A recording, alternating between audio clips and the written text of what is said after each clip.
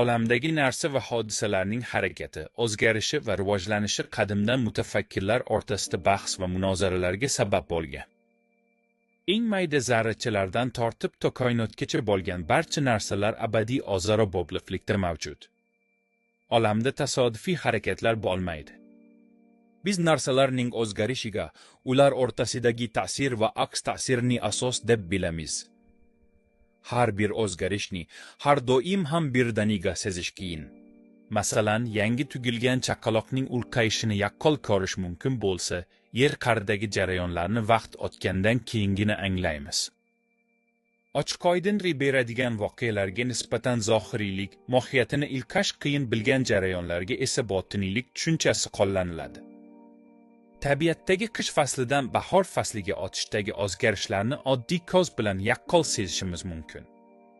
Bu zohiriy o'zgarishdir. Lekin yer qa'ridagi ichki jarayonlar botiniy bo'lib, biz ularni faqat zilzila yoki vulqon otilganda anglab qolamiz. Harakat bu olamdagi har qanday o'zgarishdir. Rivojlanish esa oddiydan murakkabga tomon ilgarilab boruvchi harakatdir. Rivojlanish goh to'g'ri chiziqli, goh asta-sekin kengayib boradigan spiral simon shakldagi harakatdan iborat bo'lishi mumkin. Xulosa qilib aytganda, dunyo har soniya o'zgarib turuvchi murakkab aloqadorliklar tizimidir. Keyingi darsda bu o'zgarishlar qonunlarini ko'ramiz. Dunyoning mavjudligi botiniy va zohiriy o'zgarishlarning abadiy takrorlanib turishidan iboratdir. Bu takrorlanishlar qonun va qonuniyat tusini oladi. Masalan, Newton kashf etgan butun olam tortishish qonuni narsalarning doimiy aloqadorligini va har daqiqada bu holat sodir bo'lishini isbotlaydi. Qonun nima? U olamdagi narsa va hodisalarning muhim, zaruriy va takrorlanib turuvchi bog'lanishlarning namoyon bo'lishidir. Fanlarning asosiy vazifasi har bir soha bo'yicha qonunlarni kashf qilish yoki ularning amal qilish xususiyatlarini ochib berishdan iborat. Nima uchun inson qonunni bilish kerak? Erkinlik nima? Erkinlik bu anglab olingan zaruriyatdir. Qonunni bilmaslik bizni mas'uliyatdan ozod qilmaydi. Masalan, fasllar almashishini bilganimiz uchun ham yozda qishga tayyorgarlik ko'ramiz. Bu tabiat qonunini anglash natijasidagi erkinlikdir. Siz uyingizning 5-qavatidan o'zingizni tashlamaysiz, chunki butun olam tortishish qonunini yaxshi bilasiz. Bu bilim sizni falokatdan asraydi.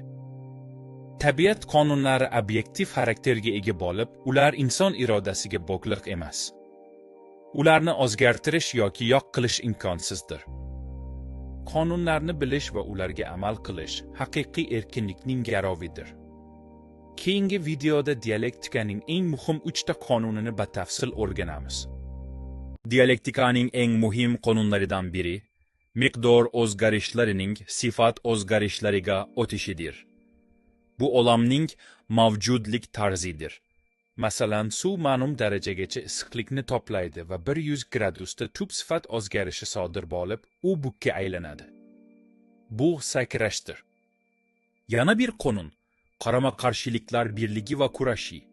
Har bir narsa bir-birini taqozo etuvchi va inkor etuvchi tomonlardan iborat.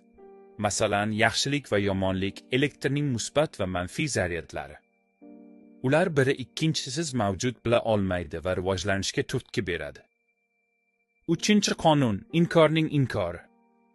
Rivojlanishda eski narsa barham topib, yangisi vujudga keladi, biroq ijobiy tomonlar vorislik asosida saqlanadi. Don osimlikka aylanib o'zini inkor etadi, boshoq esa dondan ko'proq don berib osimlikni inkor etadi. Bu spiralsimon rivojlanishdir. Falsafa kategoriyalari miqdor, sifat, vaqt, harakat kabi tushunchalar Arastu va Hegellar tomonidan fan darajasiga ko'tarilgan.